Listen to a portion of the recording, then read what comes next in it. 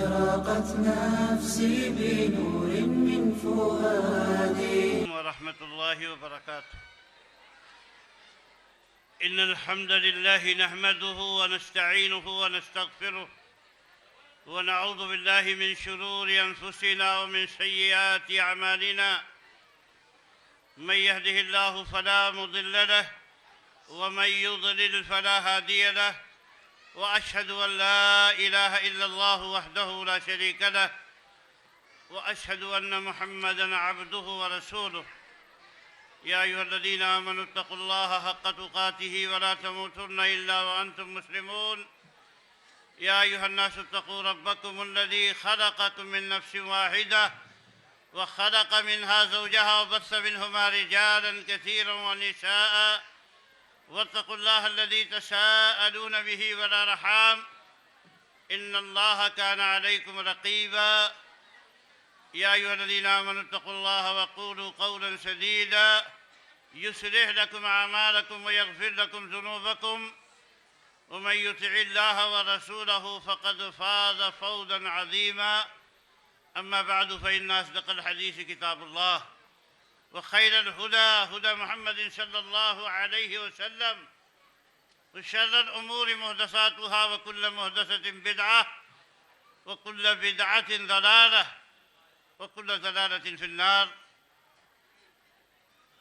تمام تعریفیں اللہ وحدہ لا شریک لہ کے لیے جو کائنات کا خالق و مالک ہے، اور درود و سلام نازل ہو اللہ کے پیارے نبی جناب محمد رسول اللہ صلی اللہ علیہ وسلم کی ذات گرامی پر، جنہیں بشیر و نذیر بنا کر بھیجا گیا ہے۔ گرامی قدر حضرات،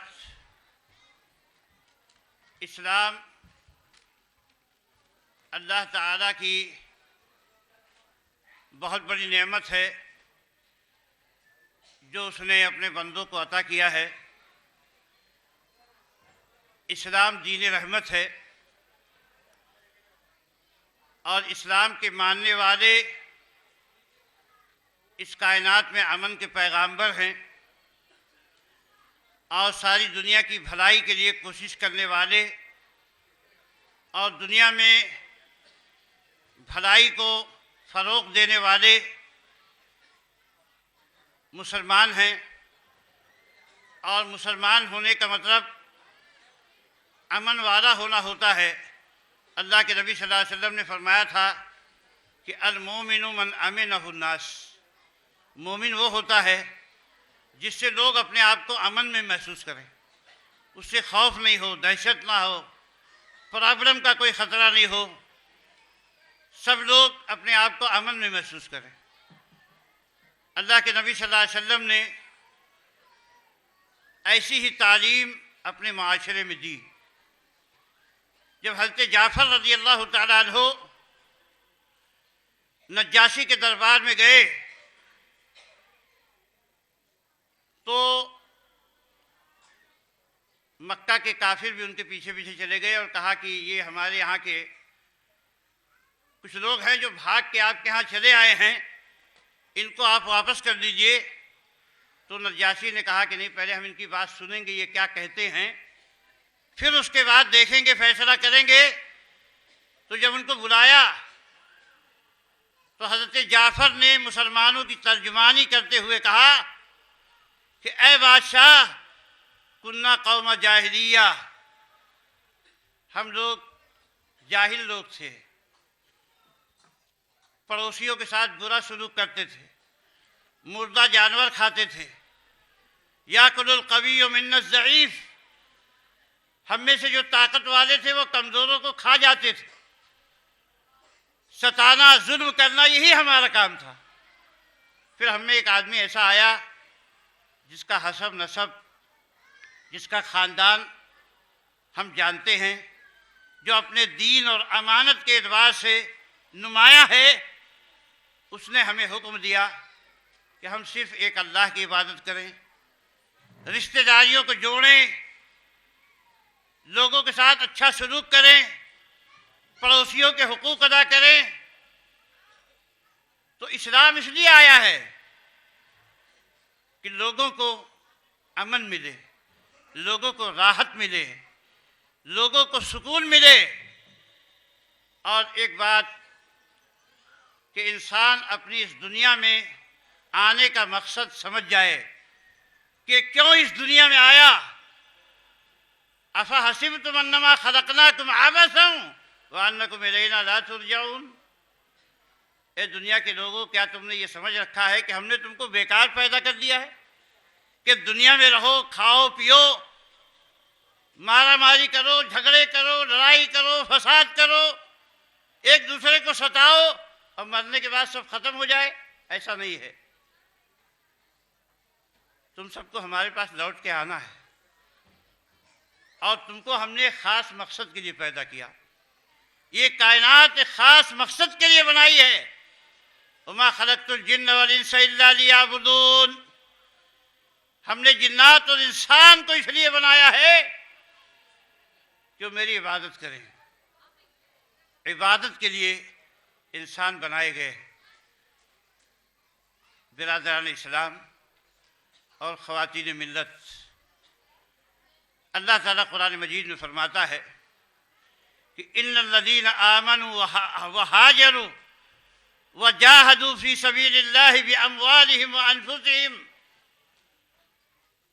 والذین آووا ونصروا اولئک بعضهم اولیاء بعض،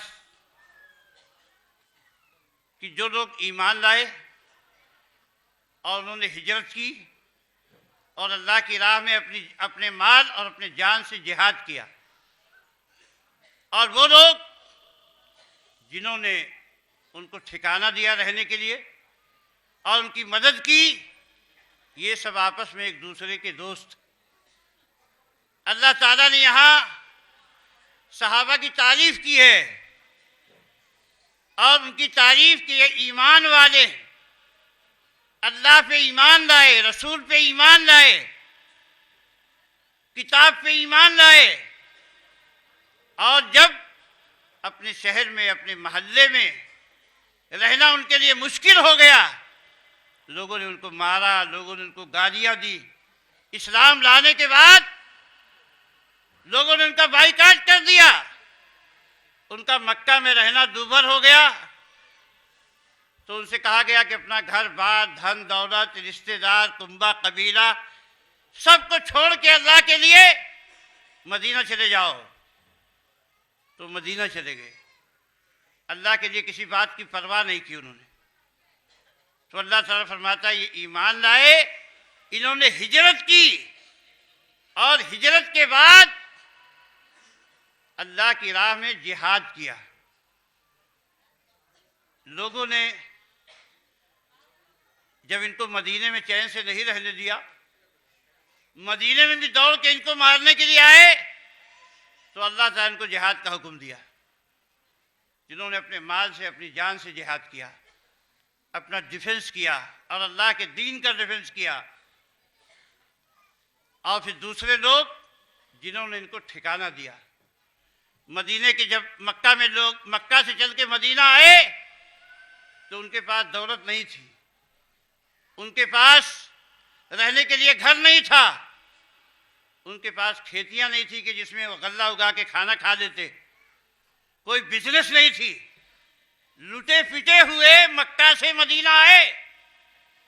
تو اللہ کے نبی صلی اللہ علیہ وسلم نے مدینے کے انصاریوں سے کہا کہ اب تمہیں ان کو گھر دینا ہے، تمہیں ان کو کھانا دینا ہے، تمہیں ان کو آباد کرنا ہے۔ مدینے کے انصاریوں نے کہا یہ ہمارے بھائی ہیں، اور حضرت عبد الرحمن ابن عوف رضی اللہ تعالیٰ عنہ ایک مشہور صحابی ہے، ان کو اللہ کے نبی صلی اللہ علیہ وسلم نے حضرت سعد کا بھائی بنا دیا۔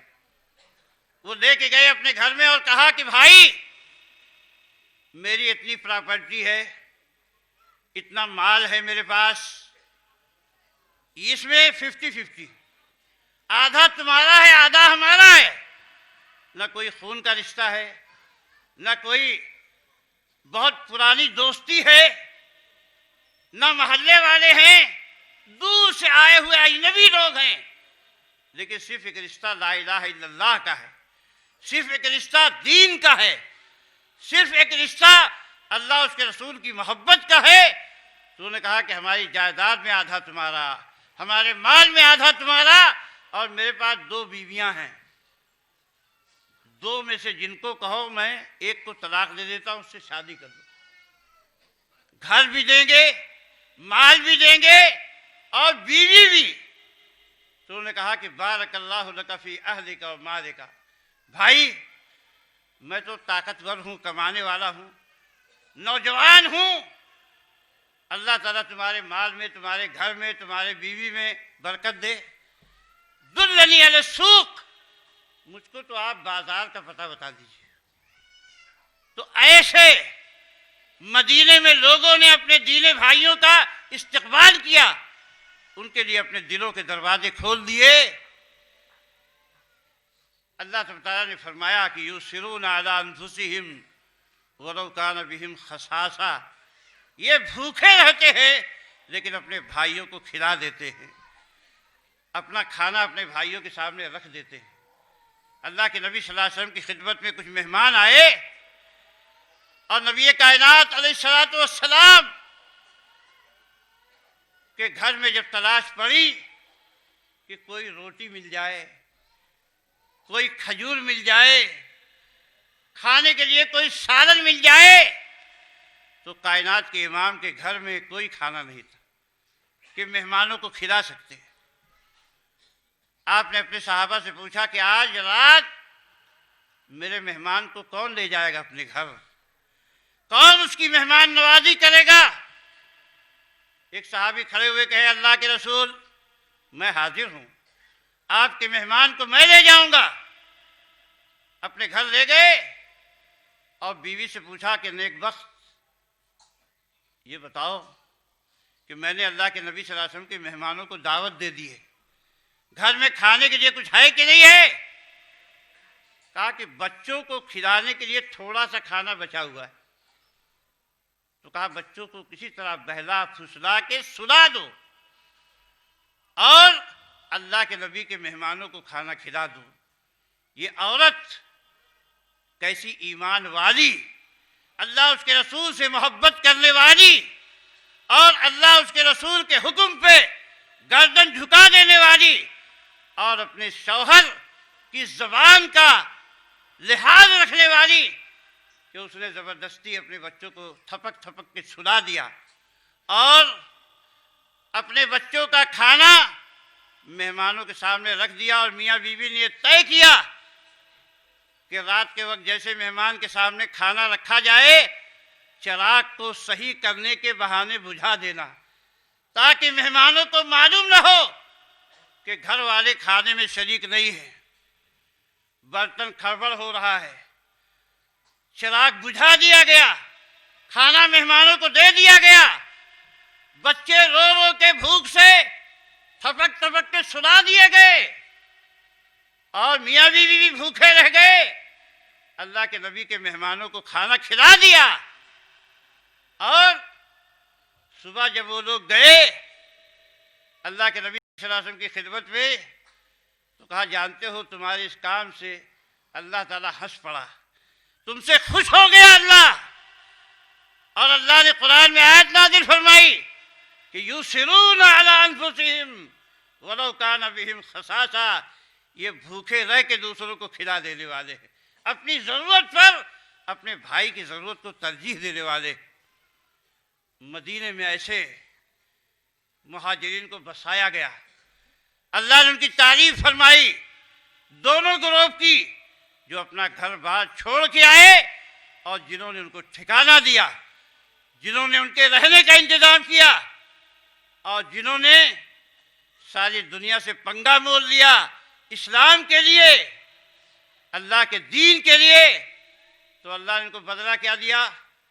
اللہ تعالیٰ نے قرآن پاک میں اعلان فرمایا کہ رضی اللہ عنہم ورضوا عنہ وعد لهم جنات تجری تحتها الانہار خالدین فیہا ابدا ذلک الفوز العظیم۔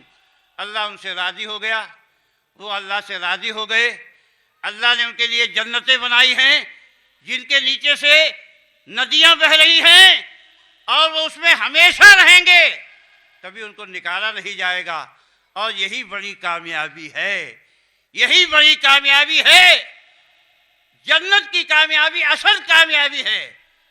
صحابہ کرام رضوان اللہ تعالیٰ علیہم اجمعین، دنیا کی وہ جماعت ہے کہ ایسی جماعت دنیا کی تاریخ نے نہیں دیکھی ہے۔ اتنے مطیع و فرما بردار، اللہ کے لیے قربانی دینے والے، رسول کے حکم پہ گردن کٹانے والے، اور اللہ اس کے رسول کے حکم پہ سر جھکا دینے والے، چاہے اپنا کتنا بھی بڑا گھاٹا ہو، خسارہ ہو، دنیاوی اعتبار سے اس کی پرواہ کبھی نہیں کرتے تھے۔ نہ باپ نے بیٹے کی پرواہ کی، نہ بیٹے نے باپ کی پرواہ کی، نہ بھائی نے بھائی کی پرواہ کی، نہ رشتہ دار نے رشتہ دار کی پرواہ کی۔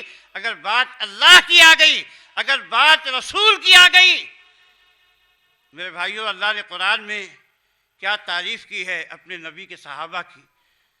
اللہ تعالیٰ نے فرمایا کہ محمد الرسول اللہ والذین معہ اشداء علی الکفار رحماء بینہم تراہم رکعا سجدا یبتغون فضلا من اللہ ورضوانا سیماہم فی وجوہہم من اثر السجود ذالک مثلہم فی التوراۃ ومثلہم فی الانجیل، کہ محمد اللہ کے رسول ہیں اور ان کے ساتھ جو ان کے صحابہ ہیں وہ کافروں کے لیے سخت ہیں۔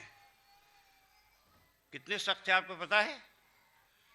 عبداللہ ابن ابی منافق نے کہا کہ لئن رجعنا الی المدینۃ لیخرجن العز منها العذل، کہ ہم مدینہ لوٹ کے گئے تو ہم میں سے جو عزت والا ہے اس ذلیلوں کو مار کے بھگا دے گا۔ تو ان کے بیٹے نے سنا، جو پکے مسلمان تھے، تلوار لے کے کھڑے ہو گئے، کہا اے باپ، تو مدینے میں جا نہیں سکتا جب تک تو یہ نہ کہے کہ تو ذلیل ہے اور محمد عزت والے ہیں صلی اللہ علیہ وسلم۔ جب تک تم یہ نہیں کہو گے تب تک میں تم کو مدینے میں گھسنے نہیں دوں گا۔ اپنے باپ کی پرواہ نہیں کرتے تھے۔ ام حبیبہ رضی اللہ تعالی عنہا، جو ابو سفیان کی بیٹی تھی، ابو سفیان ایک بار مدینہ آئے، جب ان کے گھر میں آئے، بیٹھنے لگے، دوڑے کے بستر پہ بیٹھ جائیں تو ان کی بیٹی ام حبیبہ نے کہا بابا ذرا رک جاؤ۔ بابا کو روک کے بستر سمیٹ دیا، کہا بیٹھو۔ کہا کہ کیوں؟ بیٹی، یہ بستر میرے سایان شان نہیں تھا، یا تم نے مجھے بستر کے سایان شان نہیں سمجھا؟ کہا کہ تم مشرک ہو اور یہ رسول اللہ کا بستر ہے۔ بابا، یہ اپنی ان کی سمجھ تھی۔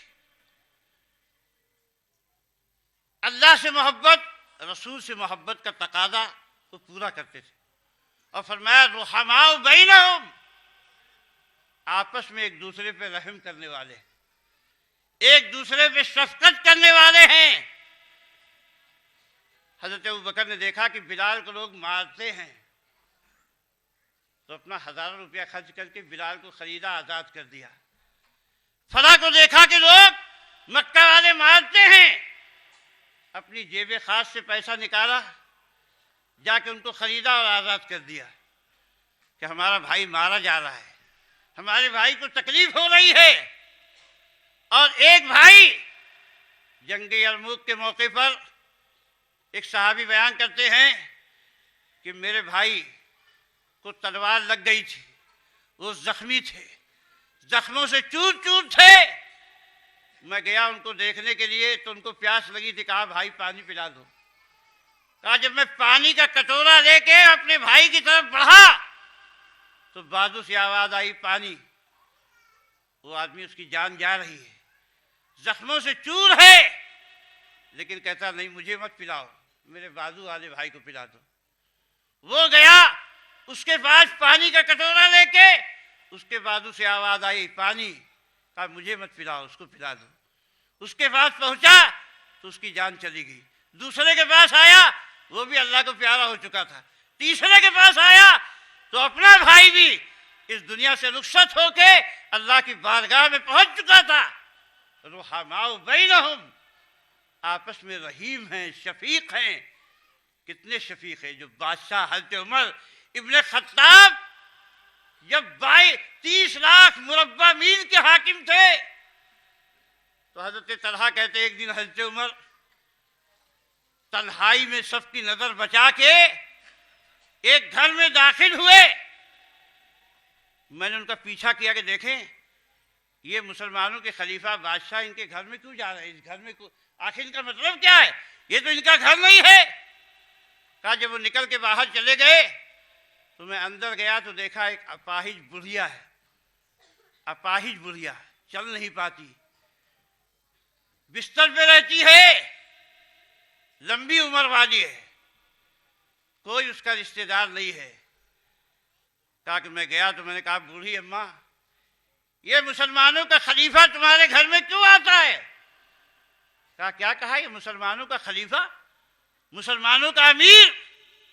مجھے تو نہیں معلوم کہ یہ کیا ہے, مسلمانوں کا امیر ہے کہ نہیں ہے, لیکن یہی ایک اللہ کا بندہ ہے جو میرے گھر میں جھاڑو لگاتا ہے, جو میرے کپڑے دھوتا ہے, جو مجھے کھانا کھلاتا ہے, اور یہی آ کے 30 لاکھ مربع میل کا حاکم رحماء بینہم, یہ ہے رحماء بینہم, آپس میں ایک دوسرے پر رحم کرنے والے ہیں.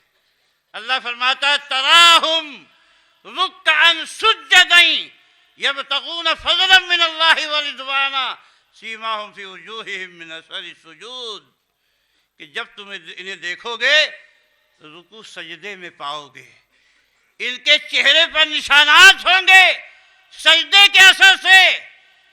اگر رات میں کوئی چلا جائے مسجد نبوی میں تو نوجوانوں سے تہجد کے وقت مسجد بھری رہتی تھی, اللہ کو پکارنے والے اور رب کے دربار میں گڑگڑانے والے, صبح کو گھوڑے کی پیٹھ پہ بیٹھ کے میدان کارزار میں تلواروں کے جوہر دکھانے والے, اور راتوں میں تہجد کے وقت رب کے سامنے گڑگڑانے والے. ایک دن اللہ کے نبی صلی اللہ علیہ وسلم رات کے وقت نکلے تو دیکھا کہ عبداللہ ابن مسعود قرآن پڑھ رہے ہیں, ایک نوجوان تہجد کی نماز میں. تو اللہ کے نبی صلی اللہ علیہ وسلم نے ان کی آواز دیکھ کر اور ان کی نماز دیکھ کر فرمایا کہ سر توتا اب مانگو تو تمہیں ملے گا, جب تم دعا کرو گے اللہ تمہاری دعا قبول کرے گا. نوجوانی میں یہ عبادت, نوجوانی میں یہ تقوی, نوجوانی میں اللہ کی یہ محبت. حضرت ابوبکر رضی اللہ تعالیٰ نے سنا,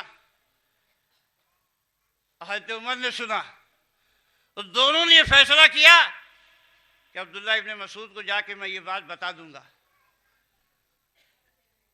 تو حضرت عمر جب گئے بتانے کے لیے تو انہوں نے کہا کہ ہاں مجھے یہ بات معلوم ہو گئی. کہا کیسے معلوم ہو گئی؟ کہا ابوبکر پہلے آ کے بتا گئے.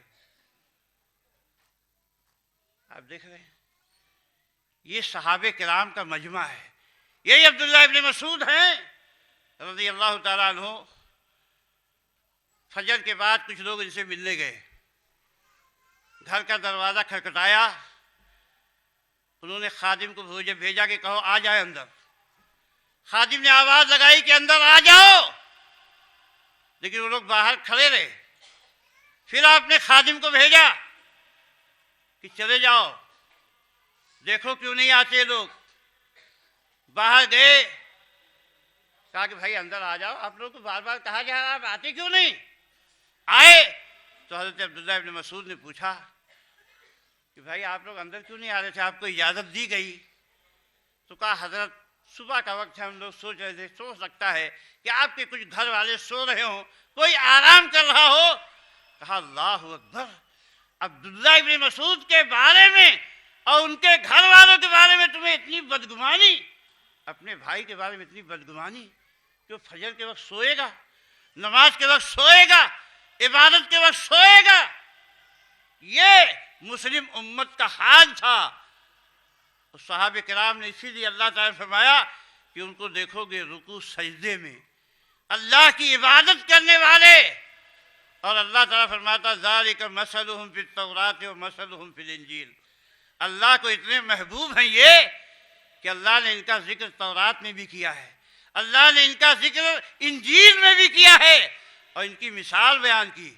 كَزَرْعٍ أَخْرَجَ شَطْأَهُ فَآزَرَهُ فَاسْتَوَىٰ فاستغلظ فاستوى على سوقه يعجب الزراع ليغيظ بهم الكفار.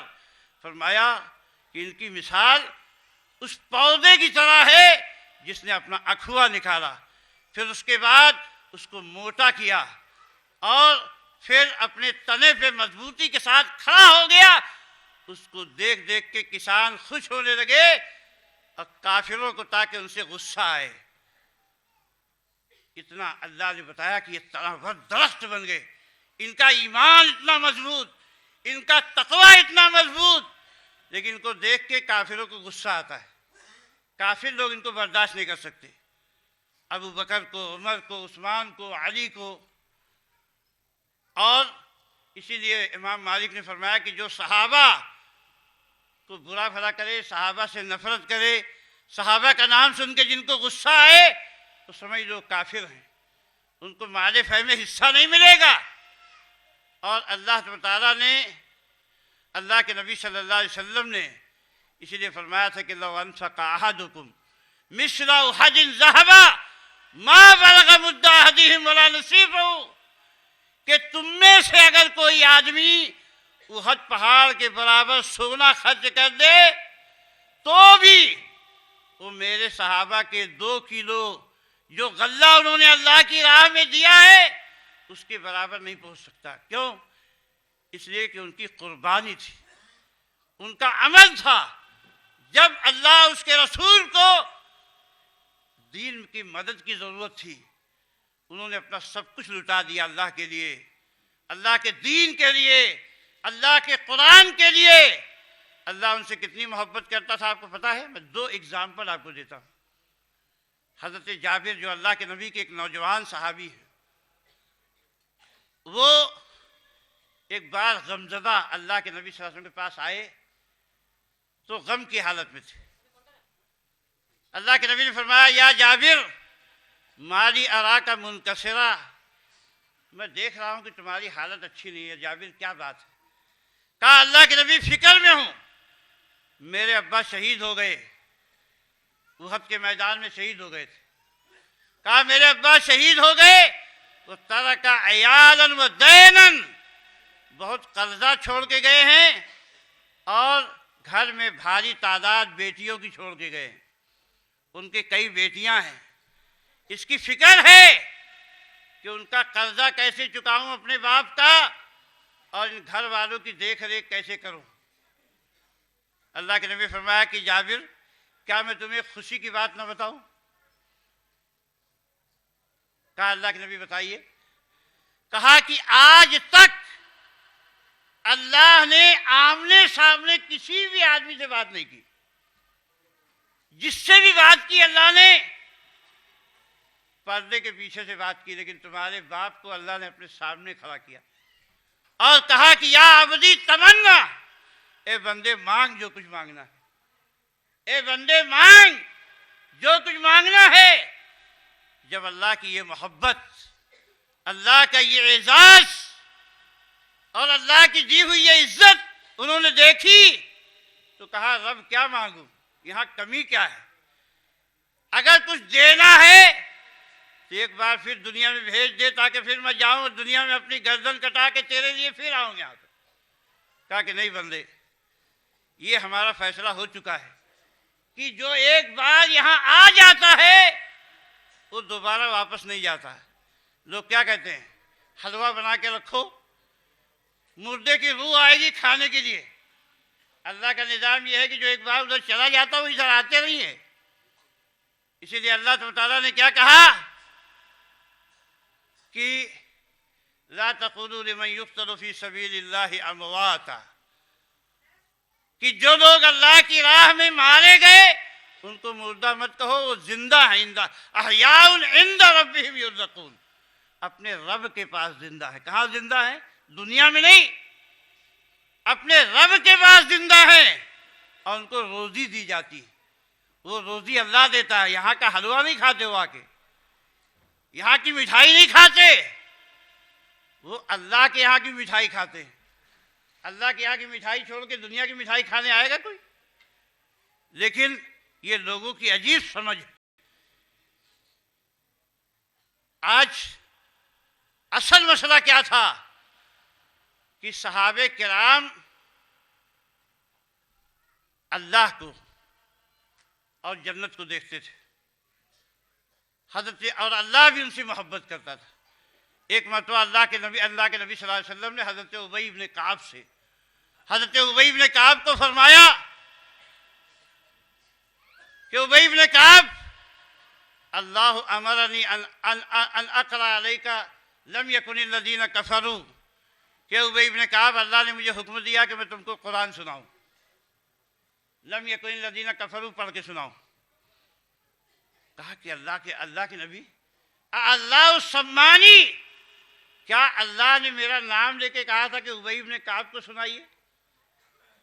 کہا کہ نہ، اللہ سماک، ہاں ابی، اللہ نے مجھے حکم دیا، تیرا نام لے کے کہا کہ میں تجھے سناؤں۔ تو ابی ابن کعب رو پڑے، کہتے تھے کہ ذکرت عند رب العالمین، اللہ میرا نام رب العالمین کے دربار میں چل رہا ہے۔ تو رب العالمین اتنا مہربان ہے اپنے بندوں پہ، جو اس کا نام لیتے ہیں، جو اس کا ذکر کرتے ہیں، جو اس کے لیے مال خرچ کرتے ہیں، جو اس کے لیے نمازیں پڑھتے ہیں، اللہ تعالیٰ ان کو یاد کرتا ہے، اللہ ان سے محبت کرتا ہے، اللہ ان کو نوازتا ہے۔ لیکن اللہ تعالیٰ نے اس دنیا میں، یہ دنیا آزمائش کے لیے بنائی ہے۔ آپ کو بتاؤں، ہماری مائیں بہنیں خاص طور سے سنیں، ذرا سا کسی کو کوئی تکلیف ہوتی ہے، اگر سر میں درد ہوا 1 مہینے تک، 2-4 ڈاکٹر کے پاس گئی، نہیں ٹھیک ہوا، تو کہتے جنات لگ گیا، بھوت لگ گیا، شیطان لگ گیا۔ اور حقیقت یہ ہے کہ جب شیطان یہ دیکھتا ہے کہ یہ اتنے کمزور ہیں تو شیطان کو واقعی پٹکتا ہے، کیونکہ شیطان کیا ہے، مومن کے اوپر قابو نہیں پاتا ہے۔ مومن ہمیشہ شیطان کے اوپر چڑھا رہتا ہے، اللہ کی قسم، مومن ہمیشہ شیطان کے اوپر سوار رہتا ہے، شیطان مومن کے اوپر سوار نہیں ہو سکتا ہے۔ آپ کو میں مثال بتاتا ہوں۔ حضرت عبداللہ ابن مسعود رضی اللہ تعالیٰ عنہ اپنے گھر میں آئے تو ان کی بیوی کا بیان ہے کہ ایک بوڑھی خاتون میرے پاس بیٹھی ہوئی تھی، اور عبداللہ ابن مسعود جب اپنے گھر میں آتے تھے تو کھانستے ہوئے آتے تھے، تاکہ گھر والے اپنی پوزیشن صحیح کر لیں۔ ایسا نہیں کہ دنا دن اپنے گھر میں داخل ہو گئے، یہ معلوم ہے کہ ہاں میری بیوی رہتی ہے، یہ معلوم ہے کہ میرے بچے رہتے ہیں، لیکن اپنے گھر میں بھی دنا دن داخل نہیں ہوتے تھے، بلکہ ایک ادب تھا جو اسلام نے سکھایا ہے، وہ کھانستے ہوئے آتے تھے تاکہ بیوی اپنی پوزیشن صحیح کر لے، بیٹے اور بیٹیاں اپنی پوزیشن صحیح کر لیں۔ کا ایک دن آئے کھانستے ہوئے تو بوڑھی عورت تھی، وہ جلدی سے پلنگ کے نیچے گھس گئی، اور وہ میرے بازو میں آ کے بیٹھ گئے۔ میرے گلے پہ دیکھا کہ کچھ ہے تو ہاتھ ڈالا تو ایک دھاگا لٹک رہا تھا۔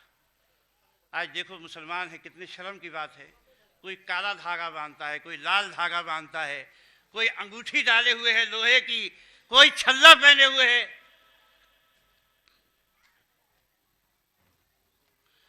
کوئی چھلا پہنے ہوئے ہے، مختلف قسم کے حالات میں آج مسلمان جی رہا ہے۔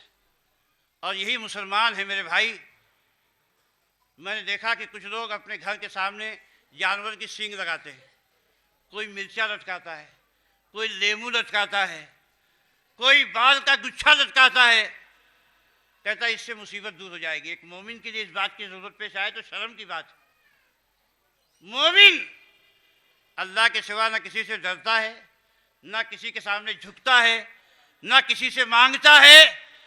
اور اللہ کے نبی صلی اللہ علیہ وسلم صحابہ کی تربیت اسی بات پہ کرتے تھے۔ میں ابھی اس پہ آتا ہوں، لیکن آپ یہ واقعہ سن لیں کہ جب حضرت عبداللہ ابن مسعود رضی اللہ تعالیٰ نے دیکھا کہ ان کی بیوی ایک دھاگا لٹکائے ہوئے ہے تو پکڑ کے توڑ کے پھینک دیا، اور کیا فرمایا کہ ان آل عبداللہ ابن مسعود اغنیاء عن الشرک، کہ عبداللہ ابن مسعود کے گھر والے شرک سے بے نیاز ہو چکے ہیں، ان کو شرک کی ضرورت نہیں ہے۔ میں نے اللہ کے نبی صلی اللہ علیہ وسلم کو فرماتے ہوئے سنا کہ انما التمیمۃ والطیولۃ شرکن، کی تعویذ باندھنا، دھاگا لٹکانا اور میاں بیوی کے درمیان محبت کی تعویذ لینا، اللہ کے نبی نے فرمایا شرک ہے۔ اور آپ کو پتا ہے شرک کرنے والے کو اللہ کبھی معاف نہیں کرے گا۔ سب گناہ معاف ہو جائے گا لیکن شرک معاف نہیں ہو سکتا ہے۔ اللہ کے نبی صلی اللہ علیہ وسلم کی میں نے کہا کہ اللہ کے نبی اپنے صحابہ کو کیسی تعلیم دیتے تھے۔ اپنے چچا کے بیٹے عبداللہ ابن عباس کو ایک مرتبہ آپ اپنی سواری پہ بیٹھا کے لے جا رہے تھے تو آپ نے ان سے کہا یا غلام انی اعلمک کلمات، اے لڑکے میں تجھے بہت قیمتی باتیں بتانے جا رہا ہوں، سن لے۔ اور یہی اسلام کا وہ عقیدہ ہے کہ جو ایک مسلمان کے اندر عزت پیدا کرتا ہے، جو ایک مسلمان کو بے خوف بنا دیتا ہے، وہ دنیا میں کسی طاقت سے ڈرتا نہیں، صرف اللہ سے ڈرتا ہے۔ اللہ کے نبی نے کیا فرمایا؟ یا غلام احفظ اللہ یحفظ احفظ اللہ تجدہ تجاہک، اے لڑکے اللہ کو یاد کر، اللہ تجھے یاد رکھے گا۔ اللہ کو یاد رکھ، اللہ کو اپنے سامنے پائے گا۔ جب کبھی دکھ آئے گا، جب کبھی مصیبت آئے گی، جب کبھی پریشانی آئے گی، اللہ کو اپنے سامنے پائے گا۔ اور فرمایا اذا سألت فاسأل اللہ، جب مانگنا ہو تو کسی خواجہ سے مت مانگنا، کسی غوث سے مت مانگنا، کسی بزرگ سے نہیں مانگنا، مانگنا ہو تو فقط اللہ سے مانگنا۔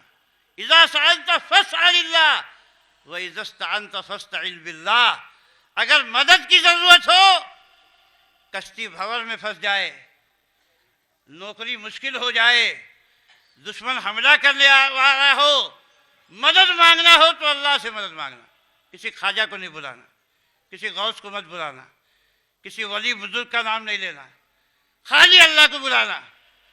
اور فرمایا وَعَلَمْ أَنَّ الْأُمَّةَ لَوْ اجْتَمَعَتْ عَلَىٰ أَن يَنفَعُوكَ بِشَيْءٍ لَمْ يَنفَعُوكَ إِلَّا مَا قَدْ كَتَبَهُ اللَّهُ لَكَ، اور اس بات کو اپنے ذہن میں لکھ لے، جان لے کہ ساری دنیا اگر تجھے مل کے ایک ذرے کے برابر نفع پہنچانا چاہے، کچھ فائدہ پہنچانا چاہے، تو ہرگز ساری دنیا مل کے بھی تجھے کوئی نفع نہیں پہنچا سکتی مگر وہی جو اللہ نے تیرے لیے لکھ دیا ہے۔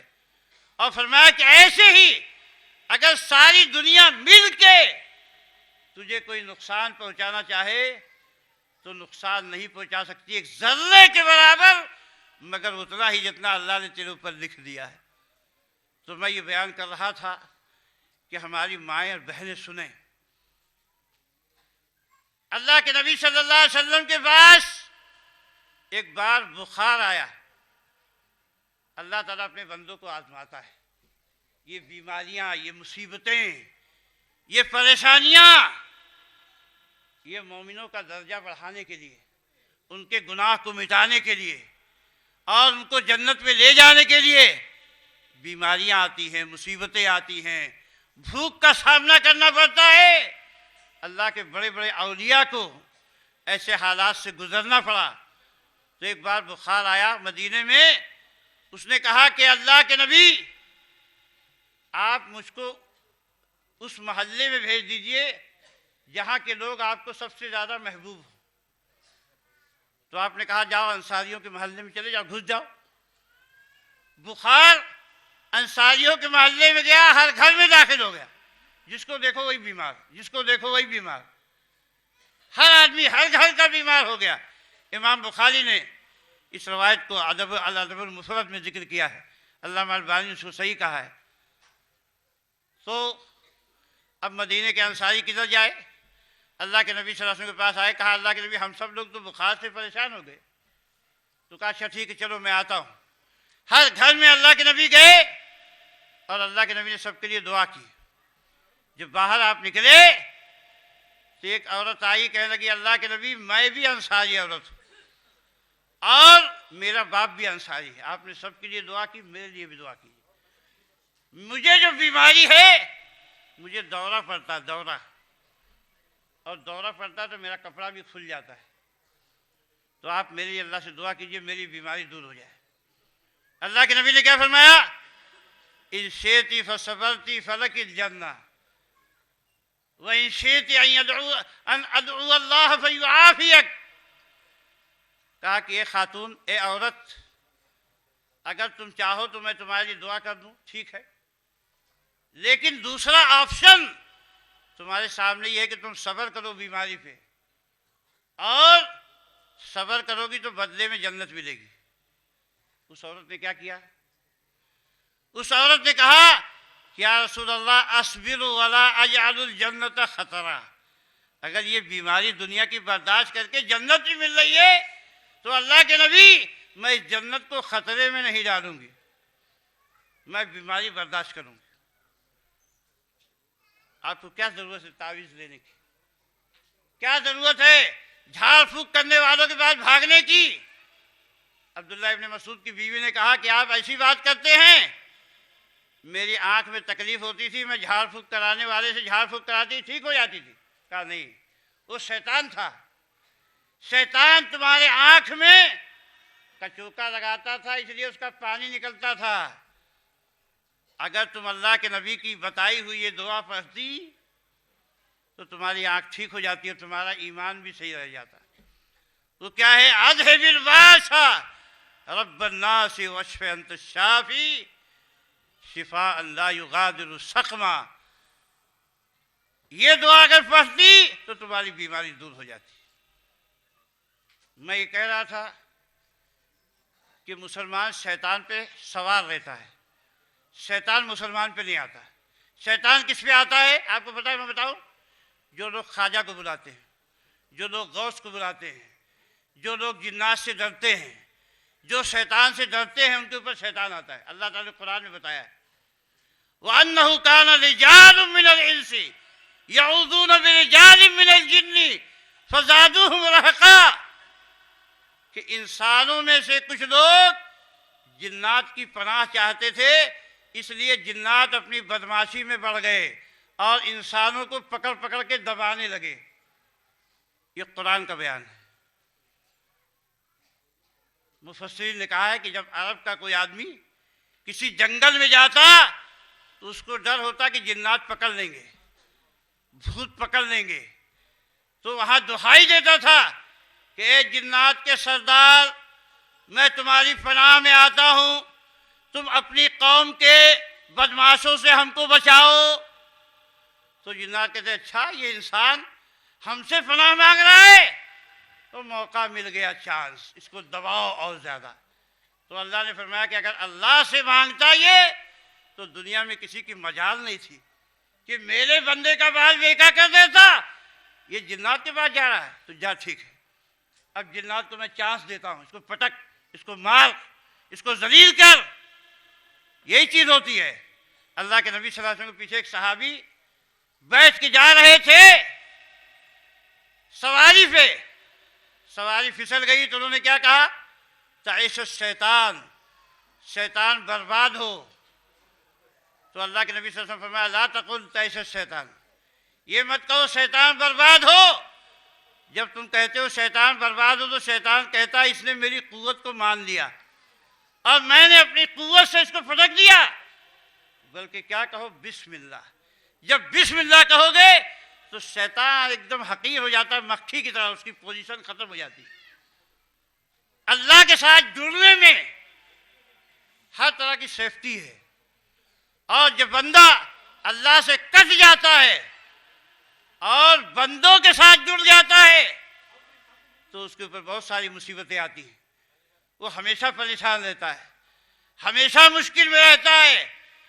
لیکن اللہ کے ساتھ اگر جڑ جاتا ہے تو اس کے دل کا اطمینان, اس کے دل کا ایمان اور اللہ کی مدد اس کو ہر تکلیف سے بچاتی ہے. تو میں یاد کر رہا تھا میرے بھائیوں کہ صحابہ کرام کا اللہ تعالیٰ، اللہ کے نبی صلی اللہ علیہ وسلم نے اور اللہ نے عقیدہ بنایا تھا۔ جب ان کا عقیدہ پکا ہو گیا تو ہر اچھائی کے کام میں، نیکی کے کام میں آگے رہتے تھے۔ مثال بتاتا ہوں، ہماری مائیں بہنیں غور سے سنیں۔ اماں عائشہ فرماتی ہیں کہ رحم اللہ نساء المہاجرات الاول، کہ اللہ کی رحمتیں نازل ہو اگلی مہاجرہ خواتین پر۔ جب قرآن کی آیت نازل ہوئی کہ وَلْيَضْرِبْنَ بِخُمُرِهِنَّ عَلَى جُيُوبِهِنَّ، کہ عورتوں کو چاہیے کہ وہ اپنی اوڑھنیوں کا بکل اپنے گریبانوں پہ ڈال لیں۔ تو ان عورتوں کے پاس اوڑھنی نہیں تھی تو انہوں نے اپنا ازار، جو کپڑا اپنی ساڑی پہنتی تھی یا جو لہنگا پہنتی تھی، اس کو پھاڑ پھاڑ کے انہوں نے اپنا دوپٹہ بنایا، اپنے سر پہ اور اپنے چہرے پہ ڈال کے اس کو ڈھانک دیا۔ آج بہت ساری خواتین، میرے بھائیوں غور کریں، مسلمان خواتین ہیں، مسلمان خواتین کو حکم دیا گیا کہ وہ جہاں رہیں حجاب کے ساتھ رہیں، پردے کے ساتھ رہیں۔ یہاں تک کہ مومنوں کو حکم دیا گیا عورتوں سے، نبی کی بیویاں ان سے زیادہ پاکیزہ، ان سے زیادہ نیک، ان سے زیادہ صالح، اور مومنوں کے دلوں میں ان سے زیادہ احترام کسی کا نہیں ہو سکتا۔ لیکن اللہ تعالیٰ نے مومنوں کو کیا حکم دیا؟ اذا سألتموهن متاعا فاسألوهن من وراء حجاب، کہ اے ایمان والو، اگر نبی کی بیویوں سے کوئی سامان مانگنا ہے تو ان کے آمنے سامنے آ کے نہیں، پردے کے پیچھے سے مانگو، پردے کے پیچھے سے مانگو۔ یہی ایمان والوں کو حکم دیا گیا اور فرمایا گیا کہ یہ تمہارے دلوں کے لیے بھی پاکیزگی کا باعث ہے اور ان کے دلوں کے لیے بھی۔ اور آج اگر ہماری خواتین، ہماری مائیں بہنیں اگر بے پردہ ہو کر مردوں کے سامنے آتی ہیں، بیٹھتی ہیں، تو یہ ایمان کا کتنا بڑا خلل ہے، اس نقطے کو سمجھا جائے۔ اماں عائشہ فرماتی ہیں کہ جب میں جنگ کے میدان میں، اس موقع پر جب منافقوں نے ان پہ تہمت لگائی تھی، کہا کہ جب میں پیچھے رہ گئی تھی اور سب قافلہ چلا گیا تو حضرت صفوان آئے اور انہوں نے پردے کی آیت نازل ہونے سے پہلے مجھ کو دیکھا تھا۔ یعنی پردے کی آیت نازل ہونے کے بعد کوئی عورت اپنا چہرہ کھول کے نہیں گھومتی تھی، مسلمان عورتیں پردے میں بیٹھی رہتی تھی۔ یہ مسلمان عورتوں کے ایمان کا تقاضا ہے، ورنہ اللہ کے نبی صلی اللہ علیہ وسلم نے کیا فرمایا کہ نساء کاسیات عاریات ممیلات مائلات رؤوسہن کاسنمۃ البخت المائلہ، کہ ایسی عورتیں کچھ پیدا ہوں گی میری امت میں کہ جو کپڑا پہننے کے باوجود ننگی ہوں گی، لوگوں کو اپنی طرف مائل کرنے والیاں، لوگوں کی طرف مائل ہونے والیاں ہوں گی، وہ جنت میں نہیں جا سکتی اور ان کو جنت کی خوشبو بھی نہیں ملے گی۔ تو یہ بہت بڑی بات ہے جس میں ہماری ماؤں بہنوں کو غور کرنا چاہیے۔ صحابہ کرام میں یہی خوبی تھی کہ وہ اللہ اور اس کے رسول کی بات سن کے گردن جھکا دیتے تھے۔ اس کی بہت ساری مثالیں ہیں، اور نیک عمل میں ہمیشہ آگے رہنے والے حضرت ابوبکر صدیق رضی اللہ تعالیٰ عنہ، حضرت عمر فاروق، حضرت عثمان، حضرت علی، آپ یہ دیکھیے یہ سب عمل کا پیکر تھے۔ ایک مرتبہ اللہ کے نبی نے صحابہ کی مجلس میں پوچھا کہ میرے صحابہ، من اصبح منکم اليوم صائما، آج تم میں روزے سے کون ہے؟ تو حضرت ابوبکر کھڑے ہوئے کہنے لگے انا یا رسول اللہ، اے اللہ کے رسول میں روزے سے ہوں۔ کہا کہ من اطعم منکم اليوم مسکینا، کہ آج مسکین کو کھانا کس نے کھلایا؟ کہا کہ انا یا رسول اللہ۔ ابو بکر نے فرمایا کہ میں نے اللہ کے رسول۔ پھر اللہ کے نبی صلی اللہ علیہ وسلم نے پوچھا کہ کیا ہو بھائی 8 بجے تک تو ہے نا؟ ہاں؟ پھر فرمایا کہ کس نے آج تم میں سے کسی مریض کی عیادت کی ہے؟ انہوں نے فرمایا کہ انا یا رسول اللہ، اللہ کے رسول میں نے کی ہے۔ فرمایا کہ کون کسی جنازے کے پیچھے گیا؟ انہوں نے کہا اللہ کے رسول میں گیا۔ تو اللہ کے رسول نے فرمایا کہ جو آدمی یہ سارے کام ایک دن میں کرے گا وہ جنت میں جائے گا۔ یہ سارے کام نیکیوں کے، خیر کے، صحابہ کرام کا یہی تو امتیاز تھا کہ وہ اللہ کے نبی، اللہ اور اس کے رسول کے حکم کے سامنے گردن جھکا دیتے تھے۔ اسی لیے صحابہ میں سود کھانے والا کوئی نہیں تھا، صحابہ میں بے نمازی کوئی نہیں تھا، صحابہ میں حرام کھانے والا کوئی نہیں تھا، اور صحابہ میں پڑوسی کو دکھ دینے والا کوئی نہیں تھا، صحابہ میں ایک دوسرے کو گالی گلوچ کرنے والا، ایک دوسرے کو ستانے والا کوئی نہیں تھا۔ سب یہ معاشرہ امن کا معاشرہ تھا، بھائی چارگی کا معاشرہ تھا، محبت کا معاشرہ تھا۔ میرے بھائیوں، بہت سارے اگزامپل صحابہ کرام کی زندگی کے ہمارے سامنے موجود ہیں۔ قرآن و سنت میں اصل بات یہی تھی کہ ان کو جنت کی فکر تھی، ان کا ایمان بن گیا تھا، ان کا عقیدہ بن گیا تھا۔ اس لیے جب بھی کوئی اللہ اس کے رسول کا حکم آتا تھا ان کو 1 منٹ کی دیر نہیں لگتی تھی۔ میرے سامنے بہت ساری مثالیں تھیں، لیکن میرا وقت ختم ہو چکا ہے۔ باتیں تو چاہے جتنی کی جائیں کم ہوتی ہیں، لیکن اصل چیز کیا ہے؟ عمل کا جذبہ ہے۔ اس لیے کہ اس دنیا میں ہمیں ہمیشہ نہیں رہنا ہے۔ اللہ نے یہ دنیا اس لیے بنائی ہے کہ جو کچھ اس دنیا میں کریں گے آخرت میں اس کا بدلہ ملے گا۔ دنیا میں اگر اچھے اعمال کیے، توحید پہ قائم رہے، بدعتوں سے بچے رہے، تو آخرت میں جنت ملے گی۔ لیکن دنیا میں بدعمالی کی، اللہ کا حکم توڑا، رسول کے حکم کی خلاف ورزی کی، تو اللہ کے ہاں بڑی سزا ملے گی۔ تو میرے بھائیو اس بات کی فکر کریں، بہنوں اس بات کی فکر کریں۔ اللہ سے دعا کرنا چاہیے کہ اللہ تعالی ہمیں جب تک اس دنیا میں زندہ رکھے اپنی اطاعت پر، اپنے رسول کی اطاعت پر، اللہ اس کے رسول کی محبت پر جئیں، جو ہمارا خاتمہ ہو تو ایمان پہ خاتمہ ہو، اللہ اس کے رسول کی محبت پہ خاتمہ ہو۔ میرے بھائیوں اور بہنوں، آپ لوگ جمع ہیں، اپنے شام کے مسلمان بھائیوں کے لیے دعا کیجیے، جہاں ہزاروں کی تعداد میں معصوم بچے مارے جا رہے ہیں، عورتوں کی عزت لوٹی جا رہی ہے، اور ان کے اوپر اسلام کے دشمن حملہ آور ہو رہے ہیں، اور بڑی پریشانی کا عالم ہے۔ اور یہ بھی دعا کیجیے کہ اللہ تعالیٰ ایسے حالات ہم پر نہ لائے۔ اے اللہ تو ہمارے شام کے مظلوم مسلمانوں کی مدد فرما۔